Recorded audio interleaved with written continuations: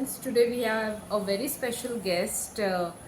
मैं उनका अगर इंट्रोडक्शन बोलने बैठूंगी तो बहुत टाइम निकल जाएगा, पर फिर भी मैं थोड़ा सा स्टार्टिंग का इंट्रोडक्शन दे देना चाहूँगी, उसके बाद में वो खुद कंटिन्यू करेंगी। क्योंकि जब भी मैंने उनका इंट्रोडक्शन सुना तो आई वॉज सो सरप्राइज्ड कि कोई अपने लाइफ में कितना कुछ अचीव कर सकता है अगर वो चाहे तो। So please welcome Dr. Priya on Mom Munchkin Squad. This is the very first podcast of Mom Munchkin Squad, and you will come across many such podcasts from now on. So let's start with her basic introduction क्योंकि I am super excited कि उन्होंने कितना कुछ achieve किया है। मतलब like she is an MS in botany, फिर M.Ed किया है, PhD किया है उन्होंने बॉटनी में। 20+ टीचिंग मतलब 20+ ईयर्स का उनको टीचिंग एक्सपीरियंस है। फिर उन्होंने कितना कुछ किया है तो उन्हीं की ज़ुबानी हम जानेंगे, क्योंकि अगर मैं बताने जाऊंगी तो शायद मैं कुछ गलती कर बैठूँ, तो I don't want to do that. So please welcome doctor Priya Trivedi. And please अगर आपको ये अच्छा लगे पॉडकास्ट तो एंड तक ज़रूर देखना, क्योंकि I am sure you will love it. Hello Miral ji, thank you for introducing me. लेकिन मैं अपनी जर्नी को थोड़ा सा ब्रीफ करना चाहूँगी। मैं प्रोफेसर डॉक्टर प्रिया त्रिवेदी इंदौर मध्य प्रदेश से हूँ। मेरा एजुकेशन पूरा मध्य प्रदेश इंदौर से ही रहा है। मैंने सबसे पहले MSc करी है बॉटनी से, उसके बाद में मैंने B.Ed M.Ed करा है। PhD मेरा बॉटनी से रहा है गुजराती साइंस कॉलेज से। लास्ट 20 ईयर्स से मैं टीचिंग में हूँ। मेरा एज अ प्रोफेशन मैंने बॉटनी पढ़ाया है। नेचर और इन्वायरमेंट से मैं कनेक्टेड हूँ। After listening to you, I am sure that I'm going to enjoy this podcast, or I'm looking forward to talking to you more about plants and about botany. So what actually inspired you to start growing plants at home? मतलब हर किसी के life में हम एक बार तो ज़रूर सोचते हैं, और एज अ लेडी हम ज़रूर सोचते हैं कि हम प्लांट्स घर पे ग्रो करें। तो what actually inspired you? थोड़ा सा अगर आप बताना चाहो तो। मैम, मेरा जो स्टार्टिंग रहा है ग्रोइंग प्लांट्स का या कनेक्टिविटी प्लांट का, नेचर से कनेक्ट होने का, ये काफ़ी पुराना सिलसिला है। बहुत पुरानी बात है ये। मेरी बचपन की मैं आपको एक बात बताती हूँ कि हमारे बैकयार्ड में एक स्पेस एरिया था जहाँ पर मेरे ग्रैंड पेरेंट्स ने प्लांटेशन कर रखा हुआ था। चूँकि जॉइंट फैमिली में रही हुई हूँ और ग्रैंड पेरेंट्स से काफ़ी कनेक्टेड थी, तो वो मुझे काफ़ी सारी स्टोरीज़ जो हैं, कहानियाँ सुनाते थे, भगवान की कहानियाँ सुनाते थे और बताते थे कि जो भी फेस्टिवल्स होते हैं उसमें किस तरीके से हम प्लांट्स को या उनके पत्तों को यूज़ करते थे। जैसे हम कोई भी त्यौहार आता है तो आम के पत्ते, अशोका के पत्ते, हम लोग गेंदा के फूल, रोज़ के फूल लेकर हम माला बनाते हैं, और उनका क्या कल्चर रहा है, क्या रिलीजियस इम्पोर्टेंस रही है। प्लस मैं उस बैकयार्ड में जाती थी और उन प्लांट्स से कनेक्ट होने की कोशिश करती थी, उनसे बातें करती थी। लिटरली इट्स राइट पार्ट कि मैं उनसे बातें करती थी और मैं उनकी केयर करती थी। और उनसे कनेक्ट जब मैंने होना शुरू करा तो मुझे लगा कि दे आर रिस्पॉन्डिंग मी, वो कहीं ना कहीं मुझे रिस्पॉन्स कर रहे हैं। तो इस तरीके से जो है मैं इंस्पायर हुई प्लांट से और मुझे लगा कि I could connect to the nature. Plus हमारे यहाँ पे काफ़ी सारा प्लांटेशन था, तो बहुत सारे स्क्वेरिल्स, बहुत सारी छोटी छोटी बर्ड्स, बाबुल और पैरेट जो है, पहले तो पैरेट भी दिखते थे, वो हमारे यहाँ पर आते थे। और जो भी फ्रूटिंग ट्रीज हुआ करते थे जहाँ पे फ्रूट्स थे या फ्लावरिंग में पोलिनेशन हुआ करते थे, वो करते थे। And I use to love them. मैं उनको देखकर काफ़ी खुश होती थी कि स्पीकिंग मैम, आपसे जब मैं बात कर रही हूँ तो मुझे ऐसे लगता है कि I should have also started doing it. और मैं ऐसा नहीं बोलूँगी that I haven't tried doing it, but क्या होता है ना कि मैं मेरा पर्सनल एक्सपीरियंस अगर बताना चाहूँगी तो whenever I do it I fail to understand कि after few days it starts getting dried. वो मैंने ऑनलाइन जितना भी सर्च करना था वो सब सर्च किया, बट वो बोलते हैं ना, फिर एक डिसअपॉइंटमेंट हो जाता है and then you thought of कि छोड़ो जाने दो, दूसरी बार कर लेंगे। तो अगर इसके ऊपर आप थोड़ा सा एनलाइटमेंट देना चाहोगे, थोड़ा सा हमें लेमन लैंग्वेज में अगर आप कुछ बताना चाहोगे तो I would be grateful, and other ladies who are watching would also appreciate it. So ma'am we are looking forward कि आप थोड़ा सा कोई अच्छा सा कुछ बता दो ताकि हम फिर से ट्राई कर पाए और हम और ज़्यादा घर पे ही पेड़ उगा पाए या फिर पौधे उगा पाए। मैम आपसे बात करने के बाद मुझे ऐसे लग रहा है कि अभी तक मैं जो भी कर रही थी आई थिंक मैं काफ़ी ज़्यादा गलत कर रही थी, but it's better late than never. हम जब से शुरुआत करें सीखने की तो हम सीख सकते हैं। तो मुझे अगर आपको ये पूछना है कि अगर मुझे मेंटेन करना है, आपने ऑलरेडी काफ़ी कुछ बताया है but I still want to go in depth, तो फिर उसको कैसे हम मेंटेन करें, गार्डन को मेंटेन करना when it comes to in city like Mumbai. हम नॉर्मली बालकनी को ही कन्वर्ट करते हैं या फिर हम हमारे जो ऐसा स्पेस है टेरेस पे या फिर ऐसा, तो उसको कैसे मेंटेन किया जाए, अगर आप थोड़ा सा उसके बारे में बताओगे तो maybe we as a general मैं ये क्वेश्चन पूछना चाहूँगी, तो can you please tell us more about it. अगर मैं बोलूँ तो अगर आप कोई टिप्स देना पसंद करोगे इसके ऊपर तो like you know it would be grateful और helpful to all of us. Tips for maintaining your garden. जैसा कि मैंने आपको बताया कि वाटर अवेलेबिलिटी या वाटर जो है वो बहुत एक इम्पॉर्टेंट पार्ट होता है, सॉइल बहुत इम्पॉर्टेंट होता है, और दोनों को मेंटेन अगर हम करेंगे तो हमारे प्लांट्स जो है वो काफ़ी अच्छे रहेंगे।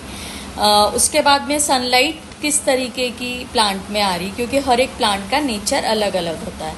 अगर पतली लीव्स है लाइक मनी प्लांट है ना, अगर उसको ज़्यादा सनलाइट मिल जाएगी गर्मी में तो ऑब्वियसली वो जल जाएंगे।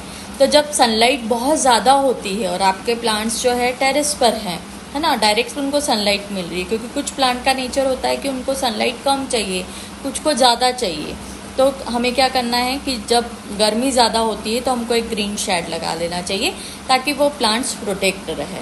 अगर बारिश बहुत ज़्यादा हो रही है तो आपने देखा होगा कि गमलों के ऊपर पानी जो है भर जाता है, तो आप समय समय पर जाके जो है उस पानी को गमलों में से निकालें, नहीं तो वो वाटर लॉगिंग हो जाएगा और पानी अंदर जो है मिट्टी को पूरा न्यूट्रिशन ख़त्म कर देगा और रूट्स को पूरी तरीके से गला देगा। तो पानी का भी जो है एक फ्लो होना चाहिए, ड्रेनेज सिस्टम बहुत अच्छा होना चाहिए ताकि पानी का फ्लो अच्छा रहे। सनलाइट को हमको जो है सनलाइट से, बहुत ज़्यादा सनलाइट से बचाना चाहिए, और जहाँ पर शेड है तो उसको इस तरीके से विंडो के आसपास रखना चाहिए ताकि उसको कहीं ना कहीं थोड़ी सी जो है सनलाइट मिले, विंडो साइड में रखना चाहिए। अगर वो बिल्कुल ही इंडोर प्लांट है तो कुछ इंडोर प्लांट्स जो होते हैं वो आराम से ग्रो कर सकते हैं, उनको इतना ज़्यादा रिक्वायरमेंट नहीं होता है, लेकिन कोशिश करिए कि उनको हवा एरिएशन बहुत अच्छी से आए ताकि वो अच्छे से ग्रो कर सके, और आपका जो भी प्लांटेशन आपने आसपास अपने घर में कर रखा हुआ है, चाहे टेरेस पे कर रखा हुआ है, वो बहुत सुंदर भी। अगर हम वेजिटेबल्स, ईजीएस्ट वेजिटेबल्स हर्ब्स की बात करें स्मॉल स्पेस पे, तो आप अदरक लगा सकते हैं, अजवाइन लगा सकते हैं, धनिया लगा सकते हैं, गिलोय लगा सकते हैं, पान का पत्ता लगा सकते हैं। एक इंसुलिन प्लांट आता है, वो भी बहुत अच्छा होता है मेडिसिनल पॉइंट ऑफ व्यू से।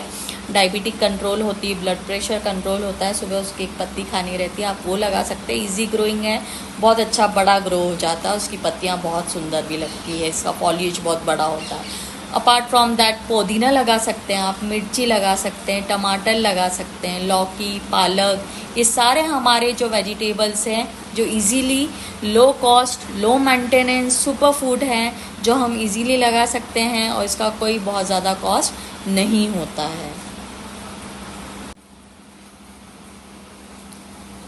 आपके पेस्ट और इंसेक्ट्स जो है उसको बचने के लिए what you can do is कि हम हर्बल प्रोडक्ट्स यूज़ करेंगे। वेजिटेबल ऑयल है, आपका नीम ऑयल है, यूकैलिप्टस ऑयल है, एप्पल सीडार है, वाइट विनेगर है, ये सब हर्बल प्रोडक्ट्स है जो आपके प्लांट्स को बिल्कुल नुकसान नहीं करेंगे और इंसेक्ट्स से बचा के भी रखेंगे। सेकेंडली आप उसको कवर कर सकते हैं, अगर बड़े प्लांट्स है, बड़े ट्रीज है तो आप उसको कवर कर सकते हैं। दूसरा, आप गार्लिक स्प्रे कर सकते हैं, है ना, that is also herbal. Companion plants ऐसे लगाइए कि आपस में वो अच्छे से रहें और इंसेक्ट्स उनको अटैक ना कर सकते। क्रॉप रोटेशन आप कर सकते हैं और ट्रैप्स लगा सकते हैं ताकि आप सारे इंसेक्ट्स जो प्लांट्स पे लग जाते हैं आप बचा सकते हैं। दूसरा, सॉइल अगर आप बहुत अच्छी यूज़ करेंगे, न्यूट्रिशन सॉइल यूज़ करेंगे, जब भी आप नर्सरी से सॉइल लेकर आएंगे तो आप एक हेल्दी सॉइल लाएंगे। कोई सा भी प्लांट आप लगाएंगे एक हेल्दी सॉइल में लगाएंगे तो पेस्ट और इंसेक्ट से आप बहुत अच्छे से बच सकते हैं। तो this are few tips to maintain the your garden, और इंसेक्ट्स और पेस्ट से दूर रह सकते हैं, रख सकते हैं आप अपने प्लांट्स को। अभी जो मेरा क्वेश्चन है वो हर कोई इंटरनेट पे एक बार तो ज़रूर सर्च करता है और ये जानना चाहता है कि ऐसा कौन सा वेजिटेबल है जो बहुत आसानी से ग्रो कर पाए और कम जगह पे, मतलब बहुत बार अगर आपके पास बालकनी ना हो, जैसे कि कुछ घरों में आजकल बालकनी नहीं होती है, जे just have a window space, तो वहाँ पे वो ऐसा क्या ग्रो कर सकते हैं, या फिर बोलते हैं ना एक छोटा सस्टेनेबल गार्डन के लिए आप क्या बोलना चाहोगे, या फिर बेनिफिट अगर मैं बोलूँ तो खुद का घर का छोटा सा अगर आप गार्डन या फिर एक छोटा सा खुद का घर का एक स्पेस जहाँ पे हम डेली यूज़ के अगर फूड ग्रो कर पाए तो वो कौन से रहेंगे, अगर उसके ऊपर आप थोड़ा सा बताना चाहो तो।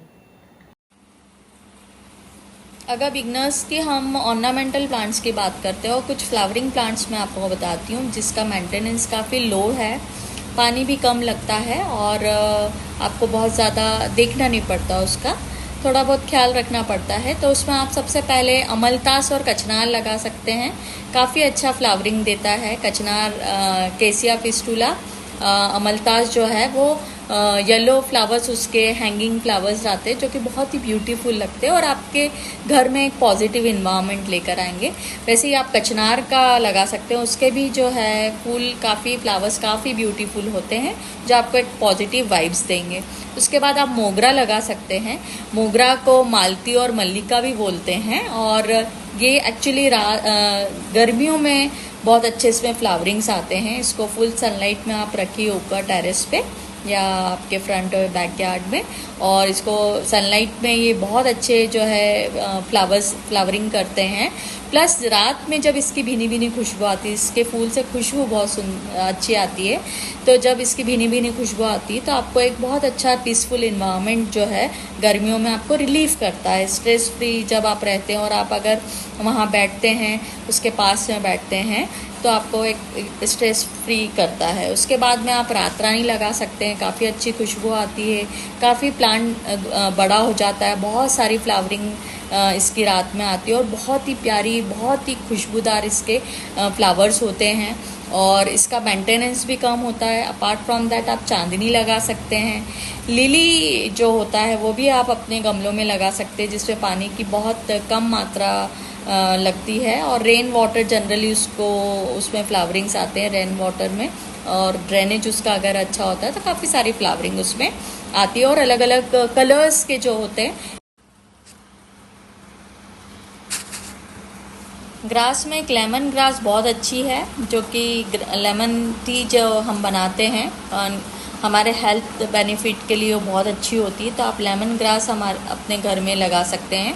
दूसरा दुर्वा, आप दुर्वा घास लगा सकते हैं। दुर्वा जो हम गणेश जी को चढ़ाते हैं, तो हमें अभी गणेश जी उत्सव भी चल रहा है, तो 10 दिन गणेश जी के उत्सव में आप अपने ही घर से जब दुर्वा तोड़कर गणेश जी को अर्पित करेंगे तो वो आपको खुद को भी गुड फीलिंग आएगी और वो जो है रिलीजियस पॉइंट ऑफ व्यू से भी बहुत अच्छा होगा। Last but not the least, मुझे ये क्वेश्चन पूछना था कि कोई टिप्स अगर आप हमें बताना चाहोगे सस्टेनेबिलिटी के ऊपर, और फिर एक कॉमन चैलेंज जो बोलते हैं ना कि हम जो भी इंडोर प्लांट्स को लगाते हैं और सनलाइट नहीं मिलता है, तो उसके बारे में आई नो बोलते हैं ना कि ये करो, वो लेके आओ बाहर से, वो लेके आओ, तो थोड़ा सा अगर आप उसके बारे में भी बताना चाहोगे, क्योंकि this would be the last question, उसके बाद में मैं आपको ज़्यादा पेस्टर नहीं करूँगी, हम वापस से फिर से मिलेंगे आपको और ज़्यादा जानने के लिए पर कुछ और टॉपिक पे, क्योंकि आपका बायोडाटा इतना बड़ा है कि मैं जितनी भी आपके साथ बातें करूँ उतनी कम है, तो प्लीज़ थोड़ा सा इसके बारे में बताइए।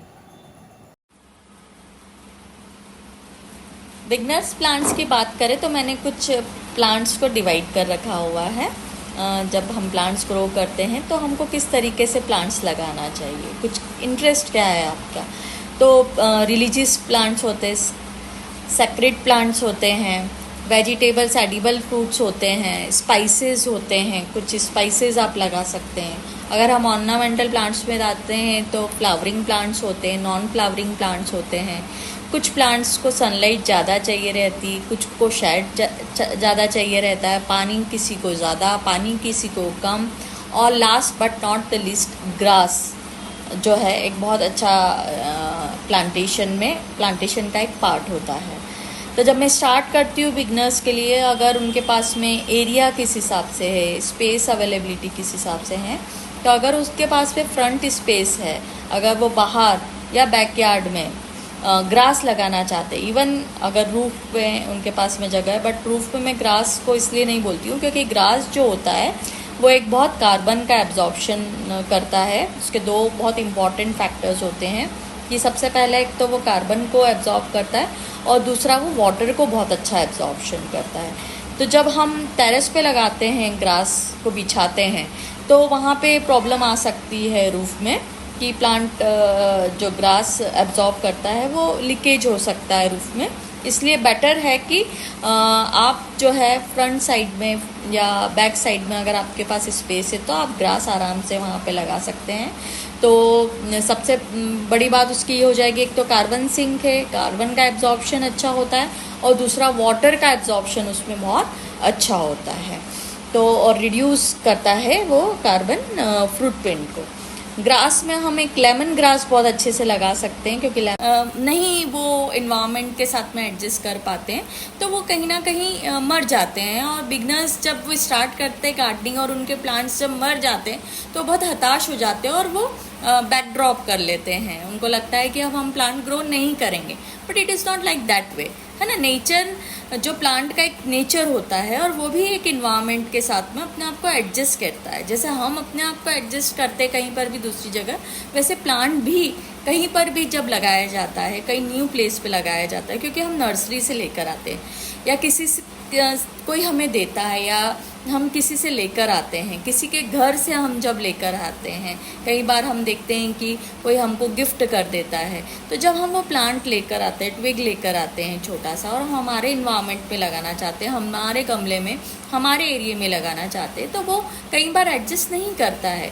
तो उससे निराश नहीं होना चाहिए और हमको उसको ट्रायल एरर मेथड समझकर उसको नया प्लांट को वापस से लाकर उसको नई ग्रोथ देनी चाहिए, नया एनवायरनमेंट देना चाहिए।